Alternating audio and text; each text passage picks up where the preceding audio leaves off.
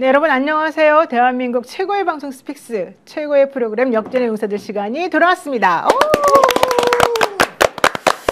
네, 날이 갑자기 너무 추워져서 여러분들 지금 좀 추위에 오돌오돌 떨고 계시는 분들 계실 것 같은데 감기 걸리시면 안 되니까 건강 잘 주의하시고요. 오늘은 이 시간에 옹기종기 핸드폰과 뭐 TV 이런 쪽에 앞에 모이셔가지고 오늘 정말 대한민국에서 벌어지고 있는 이 말도 안 되는 상황에 대해서 같이 분노를 해주시면 좋을 것 같습니다. 그래서 오늘 저희가 흥분 잘하는 사람들로 모셨습니다. 함께할 분들 소개하겠습니다. 장용진 TV 대표 장용진 기자, 어서 오십시오. 네, 안녕하십니까. 제가 흥분 제일 잘하는 모양이군요.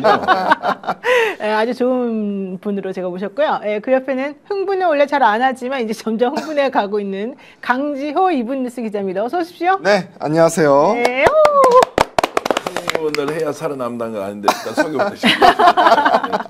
네, 정기한 정치평론가 모셨습니다. 어서 오십시오. 끼어들기 전문 정경환입니다. 오늘 열심히 하겠습니다. 노영희 변호사가 9시 되면 방송을 끝내야 되기 때문에 오늘은 9시까지 모든 에너지를 총 집중해서 흥분을 계속 해나가도록 하겠습니다. 근데 네. 흥분할 때는 목소리를 우렁차게 하되 크게 하면은 너무 시끄럽다라는 분들이 있어서 조심조심해서 열심히 하겠습니다. 반갑습니다. 네. 자, 제가 봤을 때 우리 정기현 평론가는 저를 좀 질투하는 것 같아요. 라이벌로 생각해 주시는 것만도 뭐 대단히 고마운데 노인 변호사의 라이벌은 매불초에 있는 최욱. 아이고, 그러세요. 알려져 있는데. 저도 생각합니다. 예. 전혀 아닙니다. 자, 오늘 정말 할 게 많아가지고 빨리 해야 되는데요.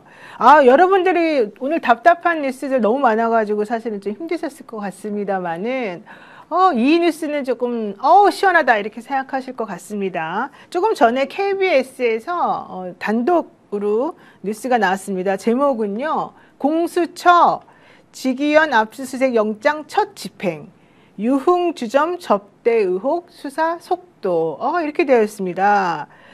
여당이 제기한 지기현 부장판사의 룸살롱 접대 의혹에 대해서 공수처가 본격 수사에 나선 건데요. 지 부장판사에 대한 예전에 그 통신 압수수색 영장 집행이 한번 불발됐다 이런 소식이 있었지 않습니까? 근데 이번에 공수처가 지기현 부장판사 본인에 대해서 영장을 발부받아서 집행을 했다라고 합니다. 와, 지인 2명, 변호사 등 지인 2명으로부터 유흥업소에서 부적절한 접대를 받았다 이런 내용이 이었었는데요. 사건을 접수한 공수처는 6개월 만에 지 부장판사에 대한 압수수색에 나섰습니다. 다만 계좌 내역이라던가 실물 휴대전화 등등은 이번 압수수색 대상에 포함되지 않은 것으로 전해졌고요. 다만 접대 의혹이 제기된 당일에 지 부장판사의 동선 그리고 동석자들과의 연락 횟수 등을 살펴보고 있다고 합니다. 그런데 현실적으로 이거 가지고 뭐가 나올지 제가 조금 우려스럽긴 합니다만 공수처에서는요, 당시에 술값이 그때 대법원 윤리감사관실에서 얘기했던 170만 원은 넘었을 것으로 지금 판단한다 이렇게 얘기를 하고 있고요. 청탁금지법에 따르면 공직자가 직무 관련성이 없더라도 일에 100만 원을 초과하는 금품을 받으면 처벌할 수 있다. 이제 이 조항이 과연 충족될 것인가, 이게 이제 핵심인 것 같습니다. 그 정도로 접근한 것 저는 아니라고 보고요. 일단 두 가지 측면으로 보겠습니다. 판사가 누군가 모르지만 체포영장 발부를 해줬지 않습니까? 체포영장이고 압수수색 영장. 그것은 이제 법원에서 누군가가 지기현 사건 관련돼서 본격적인 수사를 할 수 있는 길을 터줬다는 것이죠. 그러면 지금 대법원 윤리감사관실에서 한 것과 다른 판사의 결정이 하나 나왔다라고 봐야 될 테고, 두 번째는 170만 원 술값에 대한 것만 하겠느냐. 아마 지기현과 관련돼서는 제보가 여러 건이 있었을 겁니다. 저도 제가 들었던 다른 내용이 있는데 증거가 불충분하니까 이거 괜히 말 잘못했다가 큰일 날 수가 있지 않습니까? 법률적 책임도 져야 하는데, 그러면 170만 원에 대해서 접대 여부, 그리고 지금 이 사건이 이것만으로 제한되어 있었겠느냐, 다른 데로 연결되어 있다는 아마 제보 내용도 같이 공수처에서 정보를 취합하고 있을 것이고, 그리고 수사를 할 것이다 라는 것이 있기 때문에 수사가 굉장히 확대될 가능성이 있다. 하나만 더 덧붙이면, 여기에 지금 민주당이 최초 제보했던 변호사 있지 않습니까? 네. 이 사람이 애매모호한 태도를 취하고 있었는데 본인이 최초에 민주당이 제보했던 거 있지 않습니까? 그리고 어느 순간에 대법원에서 감찰을 시작할 때 나왔던 발언이 다르다는 이야기가 있었지 않습니까? 네. 민주당이 이걸 드러내놓고 국민들을 통해서 이렇게 확인할 수 없지 않습니까? 이것도 고스란히 공수처에 있을 테니까 이 사람의 진술도 매우 주목하고 봐야 한다. 이 정도 말씀을 드리겠습니다. 그러니까 그 변호사 처음에 최초에 제보했던 그 변호사가 또 다시 마음을 바꿔서 좀 정리를 해줬다는 겁니까? 아니면 무슨 뜻입니까? 민주당에 제보됐던 내용과 네. 대법원에서 감찰을 해서 나온 결과가 다르지 않습니까? 네. 별거 아니었다라고 이제 일방의 진술만 받았는데 그러면 그 제보했던 당사자가 진술을 바꾸고 안 바꾸고 문제가 아니라 민주당이 최초에 제보했던 그 내용과 감찰관실에서 나온 결과가 다르단 말이에요. 그러면 이게 뭔지 시시비비를 이제 공수처에서 물어보면 그 변호사가 답변해야 될 거 아닙니까? 아무것도 아닌 것을 그냥 던졌다. 이게 말이 되냐? 그때 그거 말고도 수도 없이 많이 있었다라는 소문이 있었는데 확실한 것만 특정해서 그 당시 언론에 공개를 했고 그 외의 것은 민주당이 갖고 있다고. 이게 공수처에 제공이 됐다면 이제 당사자가 어떤 연유에 의해서 진술을 바꿨는지 아니면 진술을 바꾸지 않았는데 대법원에서 엉터리 발표를 했거나 이제 판가름이 날 것이다 이런 생각이 드는 거예요. 그러니까 지기현 부장에게 접대를 했다라고 주장했던 변호사에 대한 직접 수사가 가능해졌으니 실제 이제는 뭐 거짓말하거나 말을 바꾸는 식으로 장난칠 수 없을 것이다. 이제 이게 핵심인 것 같아요. 지금 보면은 실물 핸드폰이 지금 압수수색 대상이 안 됐다라고 하는데 아마 실물 핸드폰이 사라진 걸로 알고 있습니다. 맨 처음 당시 사용했던. 그렇기 그래요? 때문에 지금 당장은 집행할 수 있는 여지 자체가 없는 거죠. 그래서 아마 집행 대상에서 빠진 걸로 보입니다. 근데 문제는 이게 이 부분에 대한 주거지 압수수색이 필요한데 주거지라든지 이런 부분에 압수수색이 현재 진행되지 않았다는 점이 좀 문제가 있는 것 같아요. 이제 안타까운 거는 이 압수수색 영장을 기반으로 해가지고 조금씩 여기 압수수색 대상이 넓혀져야 되는데 아주 제한적인 압수수색 영장인 것 같습니다. 그러니까 여기서 꼬리를 물고 들어가는 그런 어떤 공수처의 수사 기법이 좀 필요하지 않겠나 싶습니다. 여기서 어느 정도 꼬리를 잘 무느냐가 뭐 향후에 이제 직원이 어떻게 계속 그 자리를 지킬 수 있을지 없을지가 판가름 날 것 같습니다. 저도 강남에 가서 취재를 이제 여러 차례 했고 지금도 이제 라인을 가지고 아마 이 방송을 보고 계실 것입니다. 이제 저에게 제보해주고 계속 이제 협의하고 있는 분이 사진에 나왔던 그 장소는 점호도 아니고 템프로도 아니에요. 그 일반적인 유흥주점인데 이 내용을 가지고 자 평소에 뭐 룸사롱에 출입을 했다라고 하기에는 증거가 매우 약하다는 거. 그 집은 특정돼서 이미 나오는 곳인데 지금 강남에 퍼져 있는 소문은 그 집이 아니라는 거예요. 그 집이 아니죠. 그리고 다른 집이 있다는데 그 다른 집 두 개도 지금 특정이 돼 있거든요.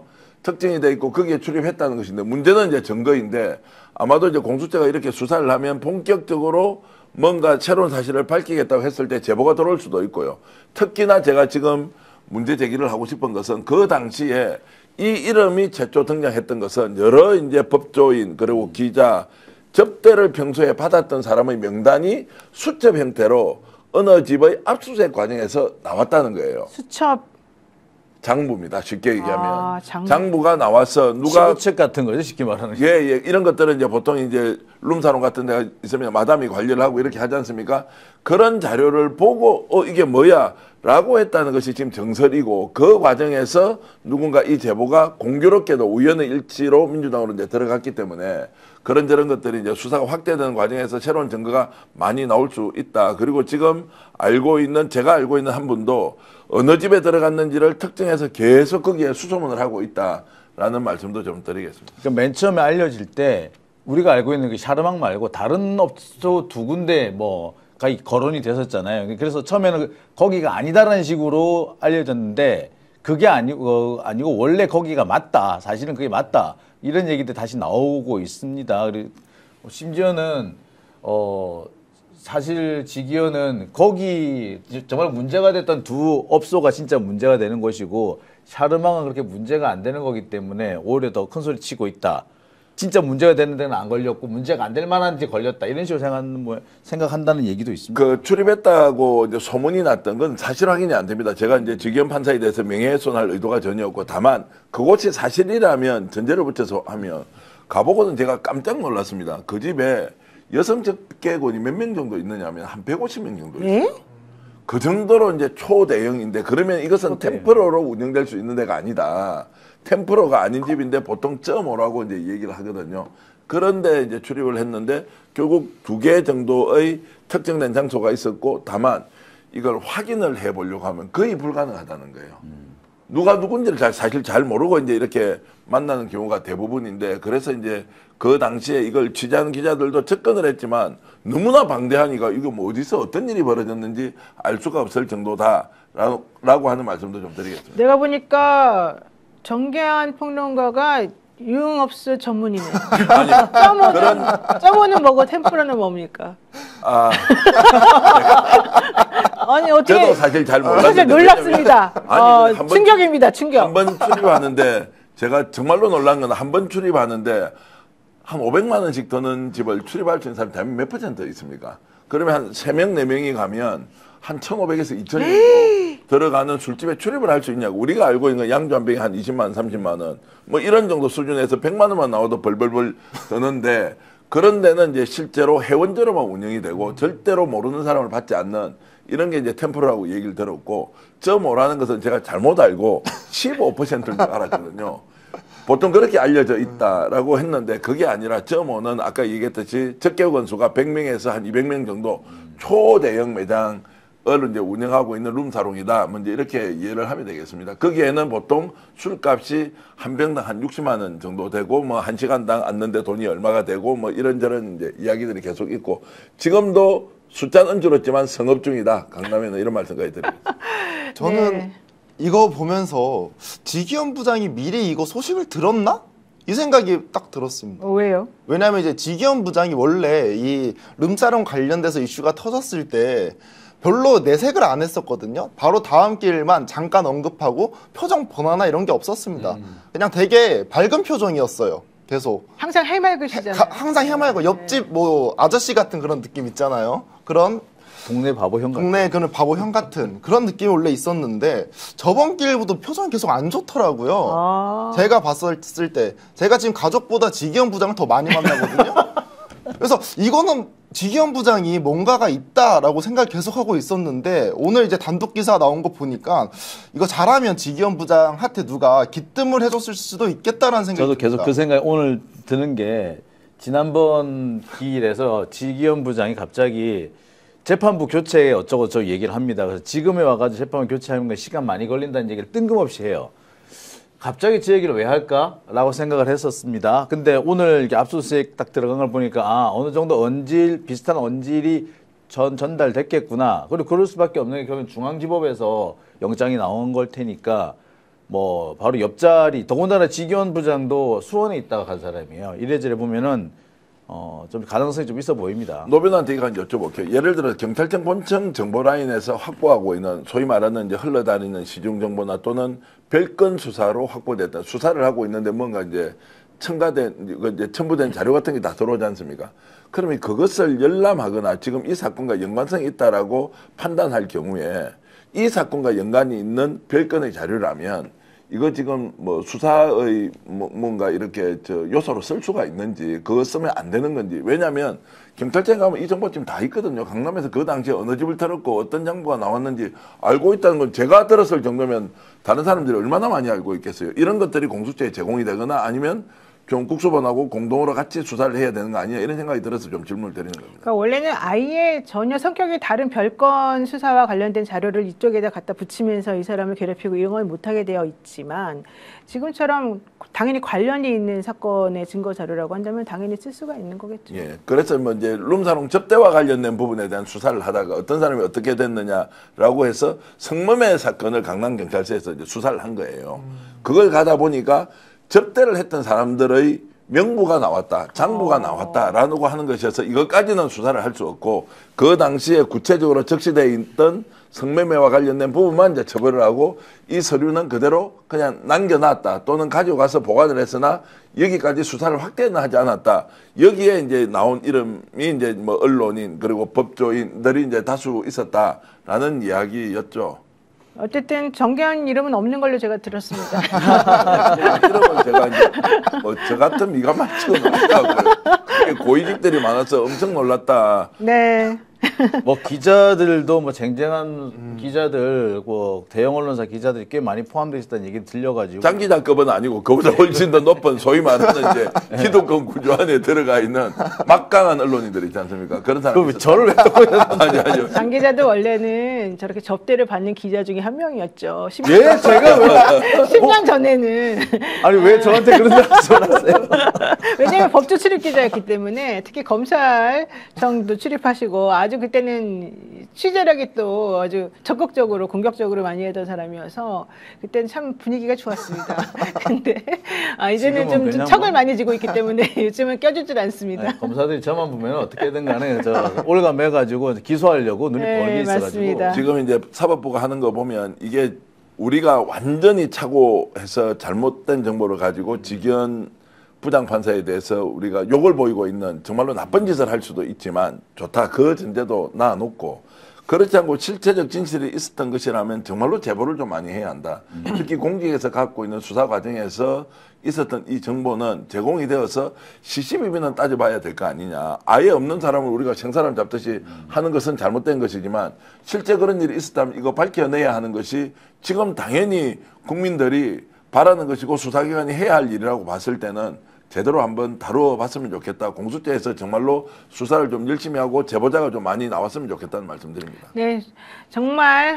근데 우리 댓글은 사실 부정적입니다. 과연 잘하겠느냐 이런 얘기가 많은데 못 믿겠다. 네. 그럼에도 불구하고 저는 잘 되기를 바라고요. 요 주제 넘어가겠습니다. 자, 어제 사실은 우리 방송 시작하기 전에 이제 어제 있었던 방송을 잠깐씩 틀어주시는데 거기에 우리가 모두 기뻐하면서 야, 그 김용현 변호인들이 정말 적반하장 아나무인으로 재판에서 난리치는 모습을 보면서 저러면 안 된다. 근데 이진관 부장이 감치 결정을 내렸다고 해서 매우 기뻐했습니다. 그런데 그로부터 4시간 후에 갑자기 이하상 변호사와 권유현 변호사 이 두 사람이 풀려났다는 청천벽력과 같은 소식이 들려서 모두들 깜짝 놀랐죠. 게다가 왜 풀려났냐 그랬더니 이름을 안 밝힌 권 변호사는 이름을 몰라서 왜냐면 이름을 안 말해갖고 그래서 불상으로 기재가 되어 있었었고 또 실제 주민번호를 이 변호인들에게 물어봤는데 그들이 대답을 하지 않아서 재판부에서 외모를 특정하는 형식으로 이제 그 특정을 했었다는 겁니다.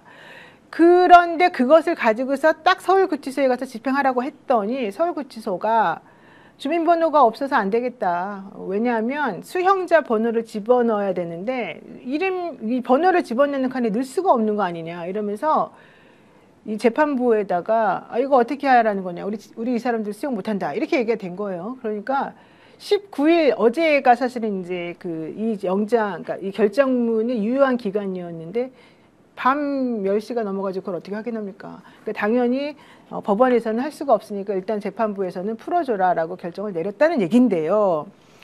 와, 정말 깜짝 놀랐는데 더 과간인 것은 이러한 식으로 그냥 법을 잘 이용하는 사람들은 언제든지 빠져나가는 이 구조가 웃긴 데다가 빠져나간 다음에 이들이 보인 태도입니다. 자, 이하상 변호사가 정말 아주 난리가 났습니다. 한번 들어보겠습니다. 여러분들 이진관이가 벌벌벌 떠는 거 보셨어야 돼요.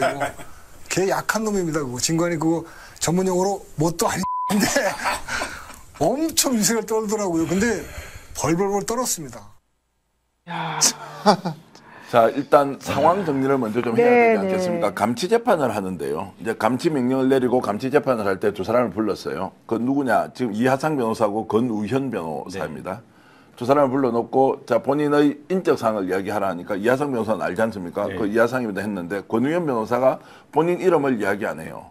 그 이름을 이야기 안 하니까 인적 사항에 대해서 설명해야 된다. 나는 지금 나를 변호할 변호인들이 와야 진술을 하겠다라고 한 거. 여기 변호인 없이 진행할 수 있습니다. 라고 해서 감시재판을 속행을 한 거예요.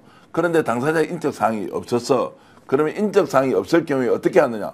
급하게 감치해야 되면 이 사람이 인적사항을 이야기하지 않으면 주민등록증도 내놓지 않고 아무것도 하지 않으면 어떻게 해야 됩니까?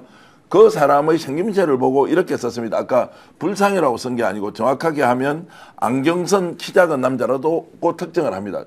왜냐하면 긴급 체포하거나 이러면 특정을 해야 되지 않습니까? 그렇게 해서 하고는 15일 감치 결정을 하고 보냈는데 서울구치소에서 이제 이 사람에 대한 인적사항을 알 수 없으니 이게 어떻게 됐느냐라고 하면서 인적사항을 밝혀야만이 하겠다라고 이제 서울구치소가 나와버린 거죠.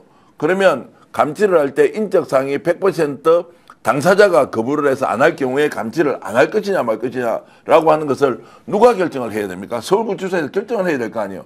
이걸 지금 재판부로 다 넘겨버린 거죠. 그럼 재판부에서는 이거 없으면 할 수 없다라고 하니까 어떻게 해야 됩니까? 감치가 집행이 안 되는 상황이 왔다. 이러면서 이제 책임 공방이 이루어진 것이고 그 감치 재판을 할 때 자기들이 나와서 저항을 했다라고 하는 것이 저런 것이고 내가 말 안 하고 버티니까 벌벌벌 떨더라. 이런 이야기를 하면서 바깥에 나와서 이제 유튜브에서 마치 자신들이 이긴 것처럼 이렇게 지금 이제 선전하고 있으니까 우라통이 터질 지경입니다. 저는 참 당황스러운 게 지난번에 한동훈 같은 경우에 휴대폰 제출 안 하고 몸싸움을 해가지고 버티니까 휴대폰 결국 제출 안 했지 않습니까? 그리고 압수수색 안 됐어요. 보통 사람이라면 상상할 수 없는 겁니다. 휴대폰 내라 그러면 그냥 얌전히 냈죠. 심지어 조국 전 장관 같은 경우에도 알아서 다 냈습니다. 그리고 그중에는 필요 없는 것까지 내는 바람에 과거 우리 조민 씨가 중학교 때 있었던 일까지 다 공개되는 그런 참혹함을 겪었습니다. 근데 한동훈은 아예 내질 않았어요. 그러면서 우리가 야 수사는 저렇게 받는 거구나라고 우리가 그래 비아냥됐거든요. 근데 지금 이번에 이하상 변호사를 보면은 아 저렇게 개기면 되는구나. 수사를 받든 뭘 하든 나 이름이고 뭐고 말 안 한다. 배째라라고 하면은 아무도 처벌 못 하는구나. 라는 걸 너무나 잘 보여준 겁니다. 법을 어떻게 이용하는지를 이렇게 보여준 거예요. 내가 누군지 말을 안 하면 된다는 거 아니야. 그러면은 무슨 짓을 하더라도 처벌조차 안 받을 수 있다는 얘기 아닙니까? 저는 진짜 안타까운 게 이진관 재판부에서 어떻게까지 이야기하냐면 윤석열 증인이 나와 있을 때 이런 얘기합니다. 서울구치소에서 온 직원분들 저희가 감치 인원 2명이 있어서 기다렸다가 같이 집행해뒀으면 좋겠다. 윤석열이 지금 서울구치소에 있거든요. 그러니까 그 직원들이 나올 거 아닙니까? 교도관들이. 그러니까 그대로 같이 데리고 가라는 얘기까지 했었어요.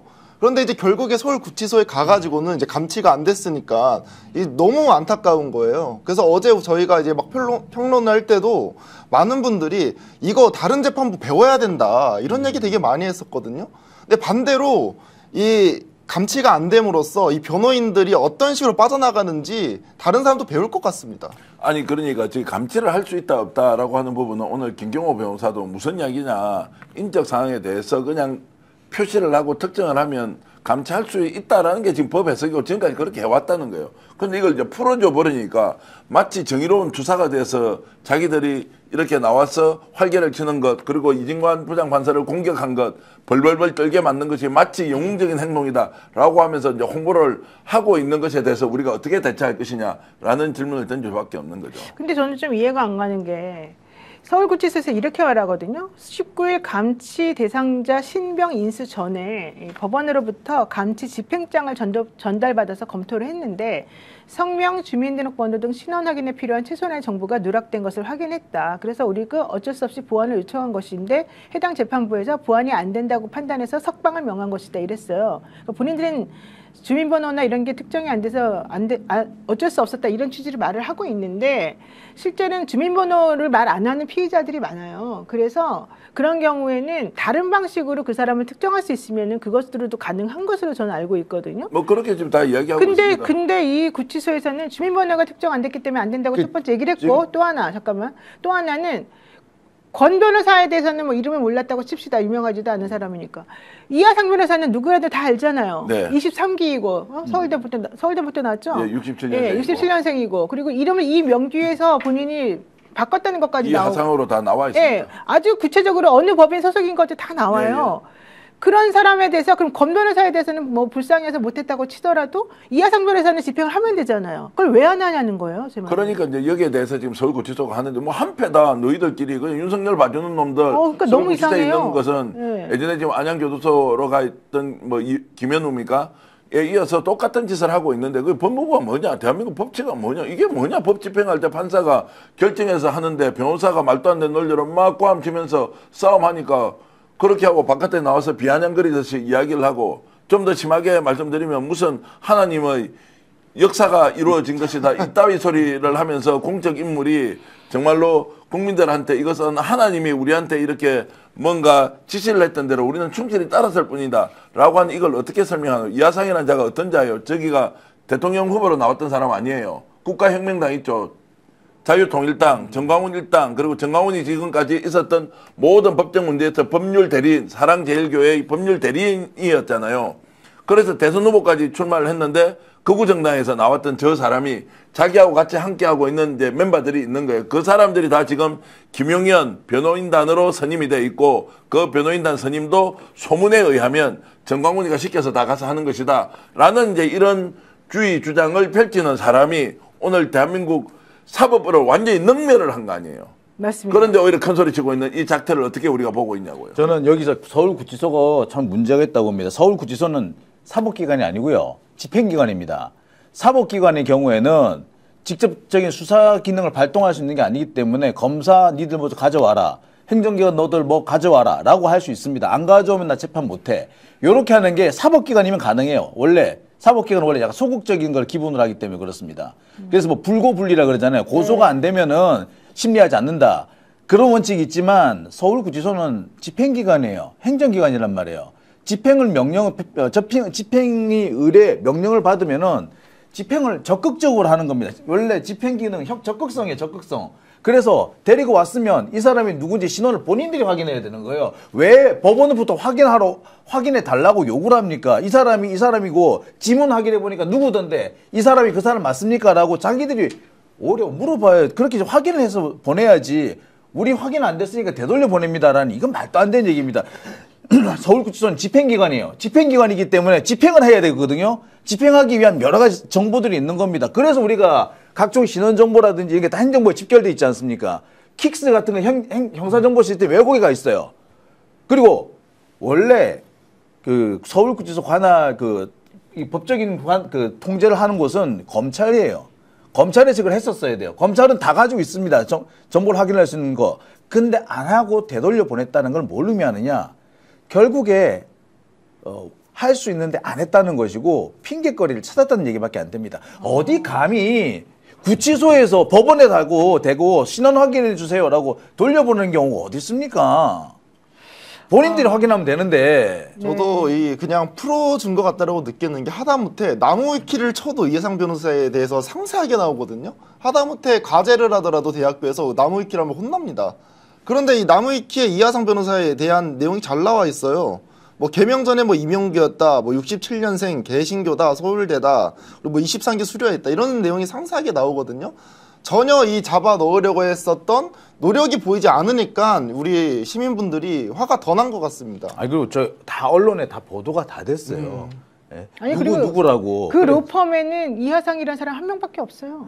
그리고 그 권 의원도 그 로펌에 한 명밖에 네. 없어요. 왜 특정이 안 되는지 모르겠는데 어쨌든 아마도 제가 봤을 때는 이 변호사들이 협박한 것 같긴 해요. 그 교도관들에게 이런 식으로 하면 니네들 정말 큰일 난다. 옛날에 윤석열 씨가 협박한 것처럼 아마도 니네들 가만두지 않겠다 이렇게 협박을 했을 가능성이 매우 크고, 그러니까 모든 이거를 법원에 넘겨서 판사가 알아서 하라 이렇게 한 거 아닐까 싶어요. 지금 이제 우리가 이제 인내의 범위를 좀 넘어서는 것, 그리고 지금 더 이상 용서할 수 없다는 생각이 드는 게 국힘이 이제 오늘 오후에 다시 이제 이 문제와 관련해서 얘기를 합니다. 재판권 남용이다. 그리고 변호사들의 이런 정당한 주장에 대해서 왜 이렇게 판사가 하느냐라고 하면 이제 정쟁화 시키겠다는 거 아닙니까? 어떻습니까? 내란이 지금 계속되고 있는 거 아니에요? 자기들은 내란이 아니고 합법적인 그냥 비상계엄이라고 지금 주장하는 자들이 저런 방식으로 하고, 심지어 어떤 이야기까지 나오느냐면 지금 오늘 서부지법 난동으로 구속돼 있는 사람들도 집행유예 받았죠?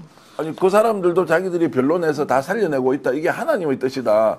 이런 식으로 지금 이야기하고 있는데 우리가 어떻게 대응을 해야 되는, 내버려 두고 그냥 쳐다볼 수 있느냐? 정말로 법치가 있다면 이것을 어떻게 강력하게 집행해서 대한민국이 법에 의해서 정말로 이루어지고 있다라는 것을 보여야 한다고 저는 생각합니다. 아이고 정말 깜짝 놀랐는데 어쨌든 김경화 변호사가 이 서울구치소장을 고발한 것 같습니다. 한번 얘기 들어보죠. 구속영장 그 집행서에 성명을 알 수 없는 경우에는 어떻게 특정하냐면 예. 인상, 체격, 예. 다 특정할 수 있으면 돼요. 주민번호를 가지고 지금 형식적으로 거부할 권한도 없으면서 거부했다. 만약에 정치적인 요인이 작동했다. 그러면 정치적 중립 위반까지 가는 거죠.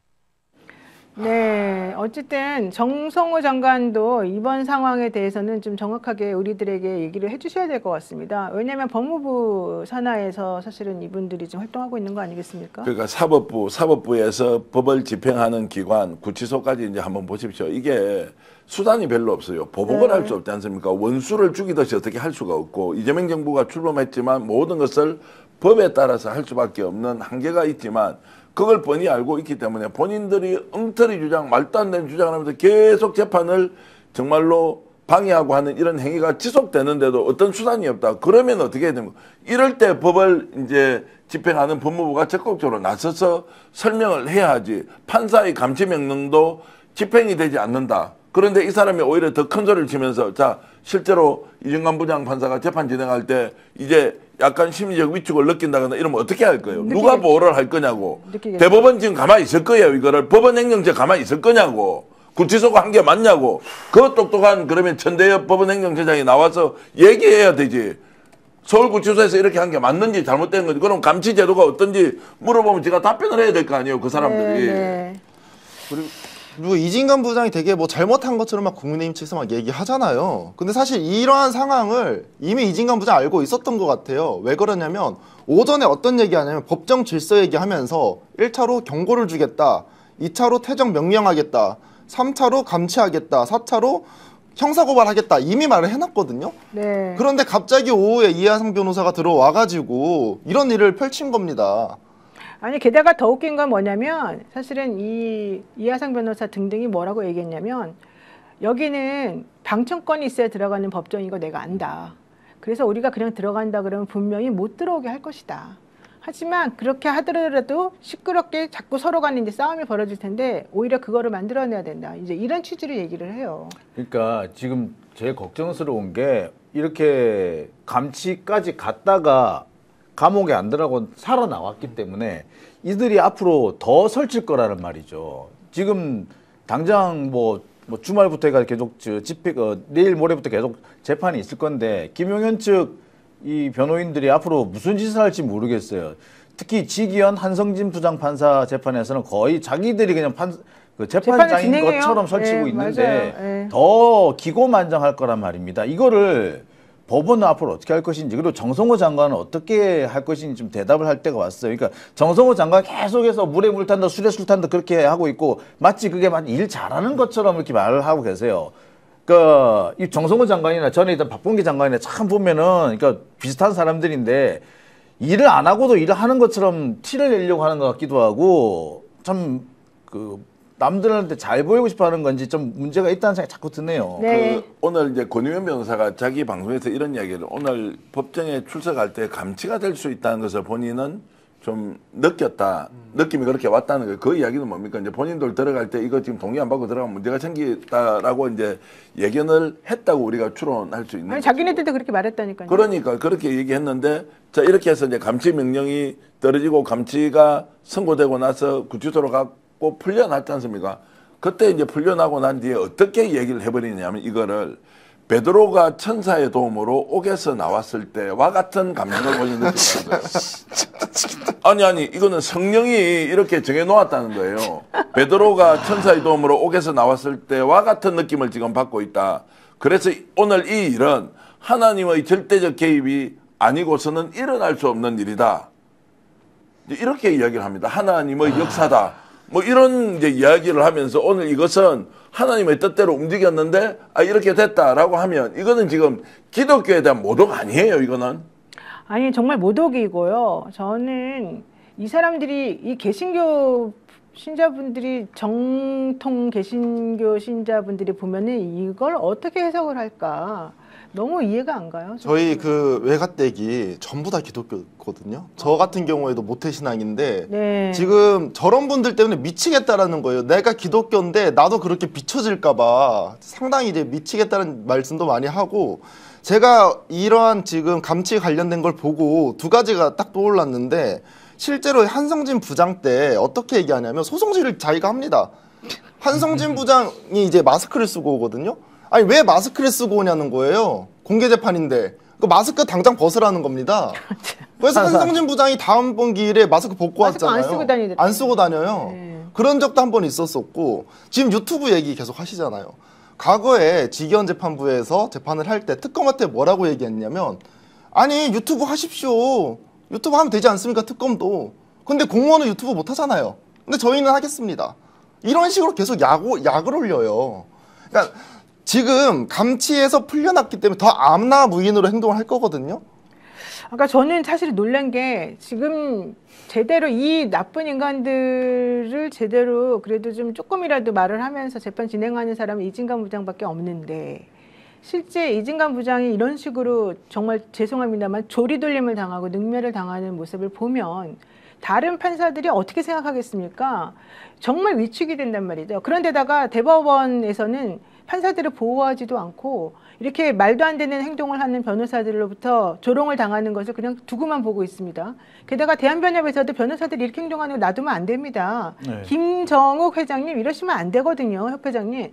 현실적으로 이런 식으로 행동을 하고 모욕을 하는 이 상황이 계속되면 결국 누구 손해냐? 국민의 손해이고 변호인들이 정말 다른 사람들로부터 제대로 대접받을 수 없는 상황이 됩니다. 품위도 없고 뭐 하는 짓인지 모르는 상황이 됐거든요. 저는 이런 식으로 가면 안 된다고 생각하는데 더 이런 상황이 유지가 되고 나니까 이 사람들이 하는 얘기를 들어보십시오. 이진관이가 벌벌벌 떠는 걸 봤어야 돼. 걔는 아주 약한 놈이야. 진관이 그거 전문 용어로 뭣도 아닌 XX인데 엄청 위세를 떨더라고. 그 덜덜덜 떠는 거 봤어? 진관아 주접 떨지 말고 재판이나 잘하자. 이게 제목의 영상이에요. 이 영상에서. 그러면서 한덕수 재판에서 방청권을 배부하면서 입장을 통제한다는 얘기를 이미 들었기 때문에 우리가 항의를 먼저 해야 되겠다. 그런 얘기를 듣던지 말든지 항의를 해야 되겠다고 생각했고 그런 결심을 갖고 당연히 그러면 충돌이 예상이 되고 어떤 결과가 예상되는지 알았지만 갈 수밖에 없었다. 이런 얘기를 했고요. 더 웃긴 거는 사탄 마귀 새끼들이 꼭 사람을 갈라놓는다. 이런 얘기를 하면서 권 변호사랑 같이 들어가겠다고 요구해서 함께 들어갔다면서 이진관이라는 놈 상판대기 한번 다시 봤는데 정말 보잘것없이 생겼더라. 정말 변변치 않게 생겼더라. 이러면서 계속해서 욕을 하는 거예요. 그리고 한덕수 등이 권리 행사를 제대로 안 하니까 이진관이가 저렇게 행패를 부리는 거다. 저 XX 가만히 놔두니까 저 지랄을 떠는 거다. 이렇게 얘기를 하기도 했고요.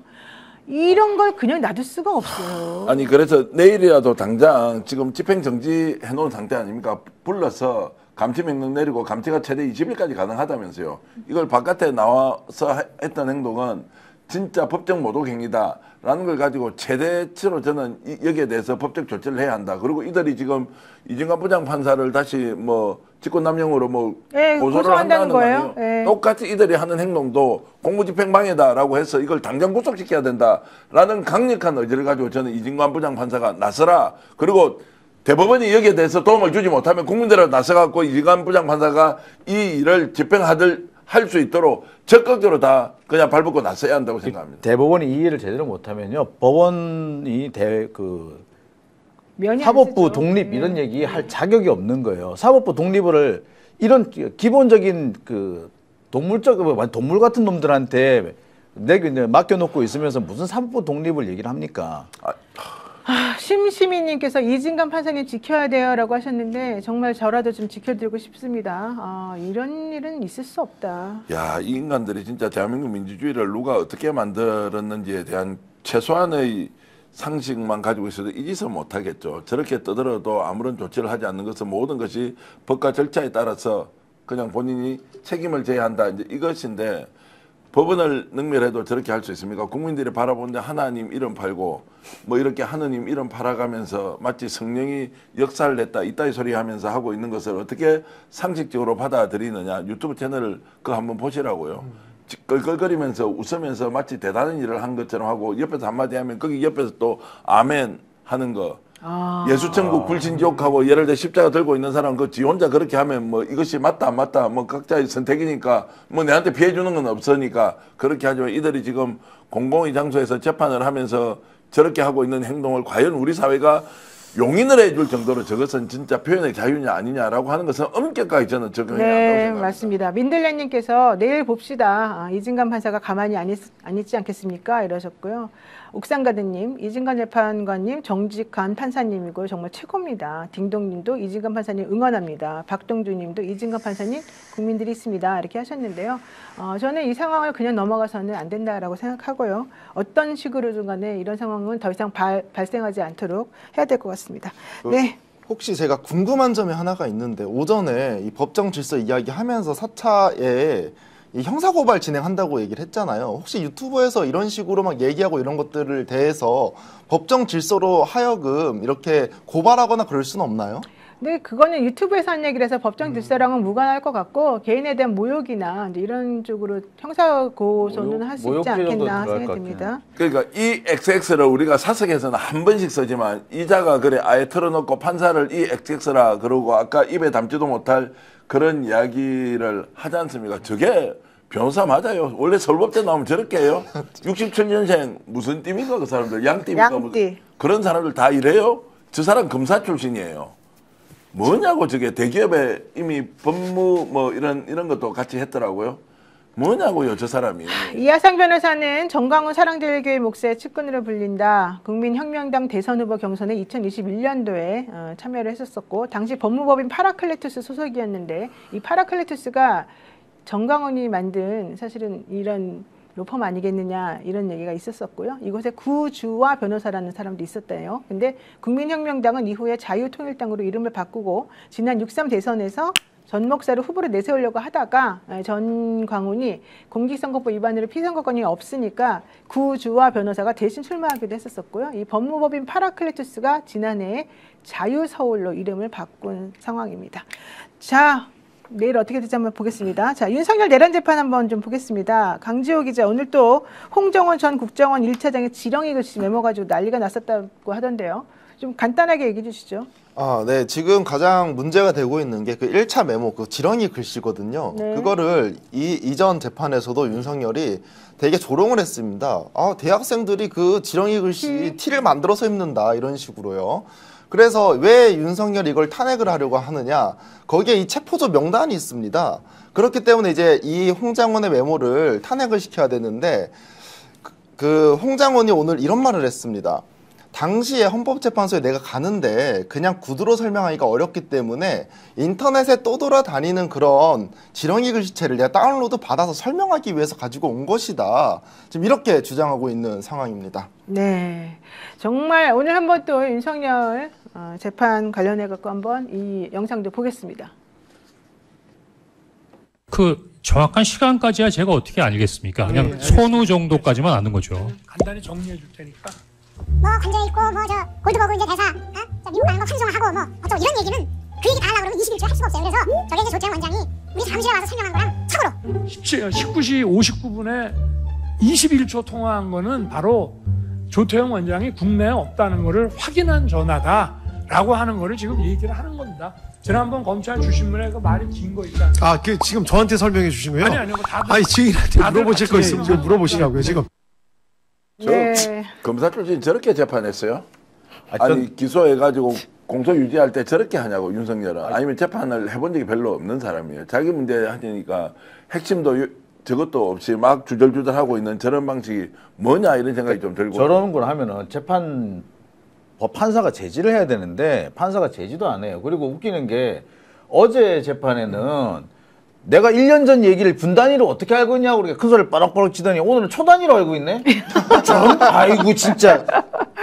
야, 진짜. 어디 저런 것들이 진짜 진짜 검사라고 진짜 저런 거 찍은 사람이 누구야 도대체? 저런 거 대통령 좋다고 찍어준 사람이 누군지 모르겠어요. 재판을 저렇게 방해하는 방식이 뭐냐면 모든 것을 형식 논리만 가지고 그때 네가 그 말했지 그거 아닌데 내가 보니까 이런데 본질은 뭐야?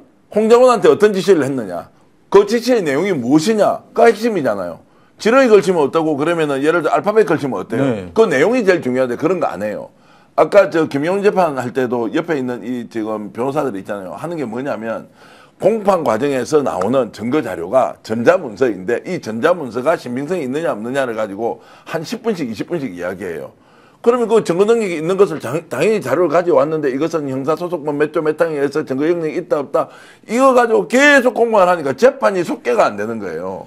이제 이런 것들이 수법으로 좀 하고 왜냐하면 김용현이 저질렀던 일이 다 드러나 버리면 아예 그냥 방어가 안 되니까 형식만 가지고 저렇게 하는데 윤석열이 조금 전에 했던 것도 같은 이치다. 그러니까 아무것도 아닌 것을 주절 하면서 본질과 전혀 관계없는 걸 가지고 재판 지연하는 수법이다. 누구한테 설명한지도 판사도 모르는데. 아니 게다가 윤석열 씨는 정말 치사한 게 자기가 해놓고는 꼭 남한테 탓을 돌리잖아요. 그렇죠. 지난번에 민주당사에 이렇게 경찰 뭐 군이 보낸 그 건 관련해서도 여론조사 꽃에 보낸 것도 내가 말렸는데 이 김영현이가 보냈다. 김영현이 지금 또 탓을 하고 앉았지 않습니까? 나는 둘 다 싫지만 이렇게 자기가 대통령으로서의 책임이라는 게 있고 대통령으로서의 자리에서 할 수 있는 게 있다고 그렇게 큰 소리 빵빵 쳤으면 자기 책임을 져야 되는데 좀 뭔가 조금 불리하고 뭔가 이상할 것 같으면 다 제가 했어요. 나는 안 했어요. 내가 하지 말라는데 얘가 했어요. 뭐 이딴 소리나 하고 앉았고 도대체가 이 대통령이었던 자로서 우리들에게 무엇을 보여주고자 하는 건지 이해할 수가 없어요. 윤석열 좀 더 나가면요. 이거는 누가 소설 쓴 겁니다. 김용현의 원래 꿈이 내란 이후에 대통령이었다는 거예요. 내란 이후에 대통령의 꿈이에요. 그러면 윤석열 다음에 자 김용현이 대통령이다라는 꿈을 꿨다는 게 사실이라면 윤석열 다음에 나와서 원래 할 때 여론조사 꽃하고 몇 군데는 내가 한 게 아니고 김용희가 알아서 했다라고 하면 좀 더 나와서 이렇게 얘기하면 되죠. 내 다음에 대통령 김용희 하기로 했으니까 제가 다 주도했어요. 라고 한번 이야기해보지. 그리고 제가 다른 한편으로는 김용현도 지금 저 상황에서 본인이 기획해서 아이디어는 줬을 수도 있지만 최종적으로 윤석열이 결정했을 거 아니에요. 차라리 그냥 본인도 기왕에 2판 4판 된 거 다 덮어쓰고 사형하면 무기징역인데 다 그냥 폭로라도 해버려라 이런 생각이 듭니다. 네. 그리고요. 여인영 방첩사령관에게 또 윤석열은 책임을 또 떠넘겼습니다. 그러니까 홍장원 1차장이 그 여인영이 혼자 내란 일으켰다는 말이니까 도대체가 뭐 하는 겁니까? 이렇게 화를 냈다는 건데요. 이것도 보셨어요? 네, 맞습니다. 이게 체포조와 관련된 일인데요. 당시에 이제 윤석열이 홍장원 1처장한테 싹 다 잡아들여라 라고 이야기를 합니다. 근데 이제 변호인 같은 경우 야 정확한 목적어 이런 거 없잖아 라고 이야기하면서 윤석열은 이 체포 대상이 반국가 세력이다. 본인도 반국가 세력으로 받아들이지 않았느냐 라고 이야기를 합니다. 그러니까 홍장원이 아니 그러면 이재명, 한동훈, 우원식 반국가 세력이냐. 왜 그러냐면 여인영한테 이런 체포 명단은 정확하게 들었었거든요. 그러니까 이제 변호인은 아니 체포 지시 직접 하지 않았잖아요 라고 하니까 이제 홍장원은 이렇게 얘기하는 겁니다. 해당 질문에 전제가 있다. 여인영이 전혀 지시를 받지 않고 단독으로 판단했다는 것, 즉 쿠데타나 군사 내란을 혼자 일으켰다라는 내용과 같다라고 이야기합니다. 정말 이해가 안 되는데 오늘 또 홍장원 차장은 김계리 씨랑 싸웠습니다. 김계리 씨랑 서로 간에 막 옥신각신하면서 기억 안 나십니까? 막 이러니까 이제 왜 그랬느냐? 그 당시 이제 보좌관이 이거를 3차 메모인가요? 그거를 보좌관이 이제 썼다 이런 얘기가 이제 나오니까 그 네가 처음에 갖다 줬던 거는 뭐냐? 보좌관이 도대체 임의로 쓴 거 아니냐? 이제 이러면서 서로가 이제 옥신각신했지 않았습니까? 그러니까 윤석열 변호인이 홍장원 차장에게 그 당신 그 보좌관 이름 대라. 또 이제 이렇게 나온 거예요. 보좌관 이름 당연히 안 밝히는 것으로 계속 얘기가 됐었었는데 이런 얘기가 나왔었습니다. 오전 내내 정말 이 홍장원 전 차장하고 윤석열 즉 변호인단의 충돌이 이제 거듭이 돼요. 그러니까 지기현 부장이 이제는 홍 차장에게 얘기합니다. 변호인들은요 증인에게 공격하면서 물어보는 게 직업입니다. 당연하게 여겨주십시오라고 당부를 했답니다. 한번 보죠. 증인께는 좀 당부 말씀드리고 싶은 게 변호인들은 또 원래 증인 말씀을 막 이렇게 공격하기 위해서 물어보는 게 또 직업입니다, 약간. 그러니까 그냥 그거를 당연한 걸로 이렇게 좀 생각을 하시고 같은 질문 계속 반복되더라도 아닌 건 아까 아니라고 얘기했다라든지 그렇게 그냥 편하게 기억돼 나는 대로 말씀해 주시면 됩니다. 그리고 사실은 저 조금 약간 안타까운 부분은 뭐냐면 증인한테는요 증인이 알고 있는 것만 물어봐야 돼요. 증인이 경험한 바만. 근데 이 변호사들은 증인이 경험한 바를 물어보는 게 아니고 실질적으로 자기네들이 듣고 싶어하는 거를 그냥 물어봅니다. 그런 대답을 하라고. 그러니까 박옥수 특검보가 이거를 보다가 변호사들이 의견서에 쓸 수 있는 내용들을 막 질문으로 하면서 증인을 괴롭히고 있는 것인데 그렇게 하면 안 된다. 질문을 증인이 경험한 사실만 가지고 좀 해야 된다 이렇게 지적을 할 정도였다고 합니다. 정말 개판 5분 전이 딱 맞는 말인 것 같습니다. 정말 안타깝습니다. 왜 이런 일이 벌어졌는지. 지기현 판사 태도가 참 이상하네요. 이렇게 물론 변호인이 그 자신들한테 불리한 증인을 좀 이렇게 추궁을 하는 경우는 뭐 왕왕 있습니다. 근데 저도 법정에서 많이 취재도 하고 상황도 봤지만 요즘 지기현 아니 지금 윤석열 측 변호인이나 뭐 김용현 측 변호인처럼 저렇게 그 증인들한테 이렇게 인간적인 네. 비하를 할 정도라든지 불쾌할 정도로 공격을 하지는 않아요. 근데 그거는 분명히 판사가 제지를 해줘야 되는데 오히려 판사가 나서서 원래 저러는 사람 중에 그냥 네가 알아서 참어. 맞아요. 뭐 이런 이게 무슨 판사야. 아니 그러면은 나 같은 사람은 맨날 재판장이나 검사들 판사들 욕하는 사람이니까 내가 맨날 검사들 욕하고 판사 욕하면 판사가 참을 거네? 참네 웃기는 인간들이요 진짜. 왜 또 거기다 자기를 껴넣는 아니 맨날 날 고소를 하니까. 검사들이 날 괴롭히니까. 실제로 저런 수준으로 이제 내란을 일으킨 비상계엄을 불법적으로 했던 윤석열 주변 인물, 김용현 또 주변 인물, 변호사에 대해서 이제 최종적으로 대한민국 사법부가 어떤 판단을 내릴지 참 궁금하기도 하고요. 정말 어처구니가 없지 않습니까? 내가 일으킨 내란은 내란이 아니다. 이것이 정당했다라고 하는 주장을 법리적으로 한다든지 비상계엄에 대한 것은 내 권한이다. 일부 불법이 있지만 그거 아니다라고 해서 네. 진짜 제대로 된 내란범과 내란을 척결한 국민들이 제대로 된 논쟁을 보면서 앞으로 내란을 절대 이렇게 해서는 안 되겠구나라는 결론으로 이어가야 하는데 한쪽은 완전히 똥통에 들어와가지고 정말로 똥물을 퍼부으면서 재판을 하는 수준이라는 게 정말로 저렇게 수준 이하일 수 있느냐라고 하는 것을 적나라하게 보여주고 자기가 져야 될 책임은 단 한 건도 없이 모든 것을 남한테 다 떠넘기는 이 추집 정말로 추한 모습을 보여주고 있는 윤석열과 김건희를 보면 정말로 우리가 지금 어떤 결론을 내려야 할지. 맞습니다. 자, 그런데 이번에는 또 좀 약간 여러분들이 좀 시원할 그런 소식이 들려왔습니다. 김건희 씨 관련 의혹을 수사하는 민중기 특별검사팀이 도이치모터스 주가 조작 사건의 공범이자 김건희의 측근으로 알려진 그리고 비밀 문자의 주인공인 이준수 씨를 오늘 체포했습니다. 압수수색 과정에서 도주의 체포영장을 발부받아 추적 중이던 이 공범에 대해서 서울경찰청 형사기동대와 공조록 금일 오후 4시 9분께 충주시 소재 휴게소 부근에서 체포했고 특검에 압송 중이다라는 얘기를 밝혔는데요. 실제 이 특검팀은 도주한 이 씨의 체포영장을 법원으로부터 발부받아서 지명수배에 나섰고요. 검거를 위해서 국수본에 공조수사를 요청한 사람입니다. 이준수 씨는 김건희에게 건진법사 전상배를 소개한 인물이고요. 비밀 문자를 주고받으면서 난 너의 모든 것을 지켜주고 싶어 뭐 이런 얘기를 서로 간에 주고받았던 그런 사람으로 알려져 있습니다. 어떻게 될까요 이제? 제가 들은 바로는 김건희 씨가 이준수 씨인가요? 이분 관련된 증거들이 공개되기 시작하면서부터 되게 멘탈이 흔들리는 모습을 보여준다고 합니다. 그리고 건강도 크게 나빠진 걸로 보입니다. 그래서 김건희 특검이 이 점을 그 점도 좀 간파를 하고 계속 이준수를 추적을 해왔다고 하더라고요. 그래서 향후에 많은 변화 어떤 이번 걸 계기로 해가지고 좀 수사라든지 재판에 어떤 고비가 오지 않겠느냐 이렇게 보고 있는 것 같습니다. 사실은 김건희 특검에 지금 검사 9명이나 돌아가가지고 지금 수사력에 엄청나게 구멍이 났다 이런 소리도 들렸는데 아마 민중기 특검이 이 부분에 대해서는 좀 뭔가 보관을 가지고 있는 것처럼 보이고요. 제가 우리 강 기자에게 물어보고 싶은 거는 김건희 씨 봤죠? 네, 실제로 봤습니다. 우리가 화면으로 봐서 깜짝 놀랐거든요. 너무 이렇게 약간 조금 살도 쪘지만 좀 옛날의 모습하고 너무 달라져가지고 어떻습니까? 실제로 제가 들어가기 전에 대호가 이런 얘기를 했었습니다. 기자들이 웅성웅성거렸다라는 거예요. 저 사람 김건희 맞아? 근데 대호도 처음에 김건희인지 몰랐다라는 거예요. 여기서 말하는 대호는 김대호 기자입니다. 김대호입니다. 김대호 기자인데 제가 그 다음 길에 가봤어요. 좀 과한 것 같은 거예요. 대호가 말하는 게. 실제로 봤더니 저도 김건희랑 너무 다르다. 실제로 좀 느껴졌습니다. 근데 안타깝게도 한 2분 정도 비춰주고 오늘 중계재판이 마무리가 되잖아요. 네. 근데 이 중계재판을 아마 늘리면 김건희가 좀 많이 비춰지지 않겠습니까? 그래서 그때 확인을 하면 좋을 것 같습니다. 좀 많이 다르지 않나요?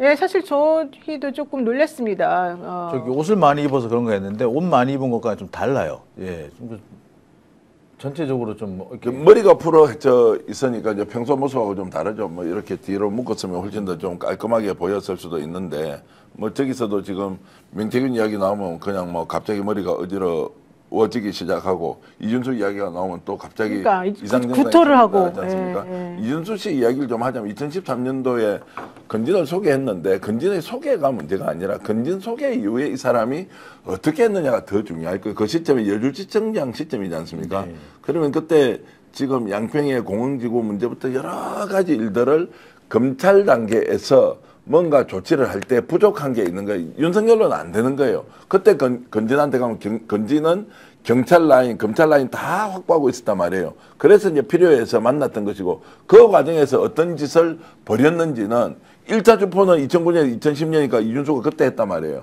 2013년에 소개를 하고 난 뒤에 이준수가 그 뒤에 윤석열 대통령 되기 전까지 김건희와 어떤 관계를 유지하면서 거기에서 뭔가 청탁을 했다거나 이런 것들이 있지 않았겠습니까? 이것이 이제 탄로가 날 경우에는 치명적인 내용이 있을 수 있다. 그 이준수는 또 어떠냐? 이제 이번 잡혀왔잖아요. 지난번에는 뭐 2층에서 뛰내렸다 그랬죠. 이것도 이제 지가 살아야 될 거 아니에요. 이거는 뭐 공소지효 지난 것도 많이 있을 테니까 술술술 불 가능성이 있다. 아마 그런 인물에 대한 자각을 김건희가 했을 수 있을 겁니다. 그러면 이준수는 겁먹고 도망쳤는데 잡혀왔다. 뭐 자기가 지금 이 정권 출범 이후에 한 게 없다면 그 당시에 있었던 상황을 다 불 수도 있다라는 생각이 듭니다. 네, 마마젤라님께서 이런 얘기 하셨는데 이게 맞는지 모르겠습니다. 담배 끊으면 살쪄요. 잘 모르겠습니다. 아, 뭐 그렇다고도 얘기는 하셨죠. 네, 요 주제도 보겠습니다. 오늘 이 패스트 트랙 사건 1심 판결이 났습니다. 사건이 벌어진 때로부터 6년 7개월, 그리고 실제 기소부터 선고될 때까지 5년 10개월의 시간이 흘렀는데, 야, 모두 유죄는 받았습니다만 모두 의원 자격은 다 유지가 되고 실제로는 정치적인 고려가 많이 들어간 봐주기 판결이 아니었느냐 이런 얘기가 나왔는데요. 나경원 의원 좀 기뻐하는 것 같죠? 한번 들어볼까요? 아쉬움은 있으나 그러나 민주당의 독주를 막을 수 있는 최소한의 수단을 인정받은 부분에 대해서 의의가 있다고 생각합니다. 네, 장동혁 국민의힘 대표는 이렇게 말하고 있습니다. 패트 판결은 다수당 폭거에 면죄부를 준 것입니다. 우리의 정이 옳았다는 것을 판사님이 인정한 것입니다. 이런 얘기를 했는데요.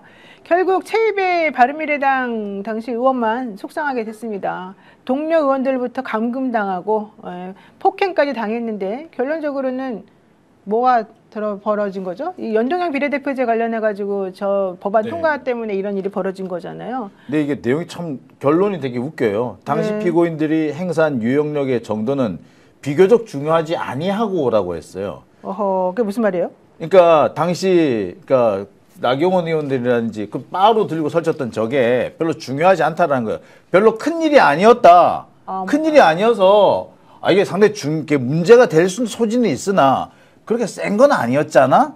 그러니까 이거 뭐 이 정도 선에서 처벌하는 걸로 끝내지 이런 식의 판단입니다.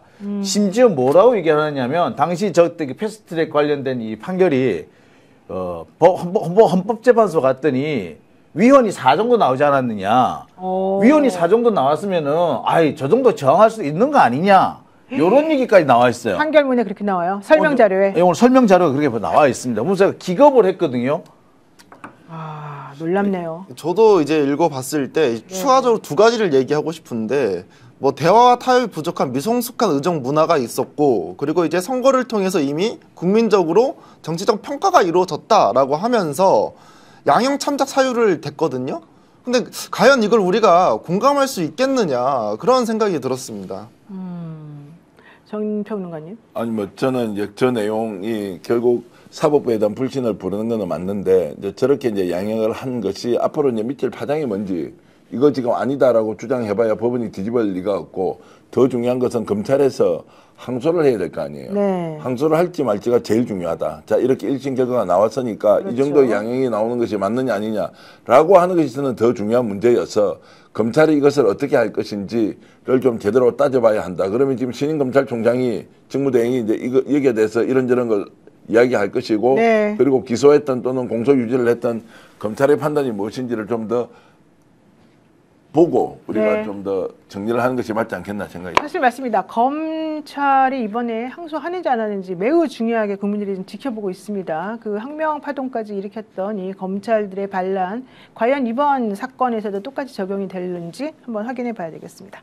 네, 더 착한 보험 파트너스 여러분들께 소개해 드리겠습니다. 단순 보험 가입만 하는 곳이 아니고 최적의 보험 플랜을 제안해 주는 곳입니다. 현재 가입된 보험이 당신에게 맞는지 진단 서비스와 리모델링 안내부터 맞춤 상품 제안까지 1644-1236 또는 010-7613-3303으로 연락하셔서 상담 받아보시면 좋을 것 같습니다. 현명한 보험 플랜이 결국 여러분들의 미래를 좌지우지하는 것 같습니다. 그리고요, 최대 128만 원의 혜택을 놓치지 마십시오. 인터넷 TV 신규 가입 시 48만 원이고요. 휴대폰 구입 시 최대 50만 원, 정수기 렌탈 시 최대 30만 원의 혜택을 드립니다. 인터넷 가입과 동시에 알뜰폰 또는 휴대폰 세로 장만 없이 현재 쓰고 있는 휴대폰의 통신사만 변경해도 최대 30만 원의 혜택을 돌려드립니다. 인터넷 성능은 다 비슷하기 때문에 혜택을 잘 비교해 보셔야 됩니다. 비교원은 23년 동안에 60만 명의 누적 가입자가 가입을 했고요. 983억 원의 누적 현금 사은품이 지급이 된 회사입니다. 게다가 개인정보 보안도 철저해서 한 건의 보안 사고도 없었습니다. 8억 이상의 보증보험에 가입해서 한 번도 억울한 일이 없도록 준비되어 있는 비교원인데요. 인터넷, 휴대폰, 정수기 비교는 비교원에서 해주십시오.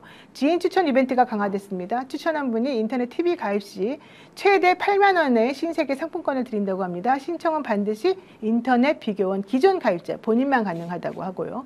자세한 내용은 1670-2571을 통해서 상담 받으시거나 네이버에 비교원을 검색하시고 상담 신청하시면 될 것 같습니다. 스픽스 보고 전화했다고 하시면 비밀 혜택도 드린다고 하니까요. 문의 많이 주시기 바랍니다. 네. 제 얼굴 한번 비춰주십시오. 나옵니까?